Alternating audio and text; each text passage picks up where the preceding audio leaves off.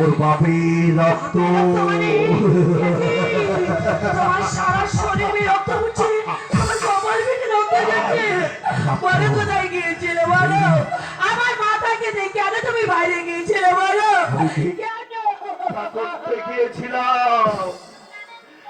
কেন রাস্তায় দাঁড়িয়ে খোকার জন্য দুধ কেনার জন্যে দুহাত পেতে মানুষের কাছে ভিক্ষা চাইছিলাম। বাড়িওয়ালা আমার কাছ থেকে বাড়ি ভাড়া টাকা চেয়েছিল, আমি দিতে পারিনি চন্দ্রা। সেই জন্য বাড়িওয়ালা লাঠি দিয়ে পেছন দিক থেকে মাথা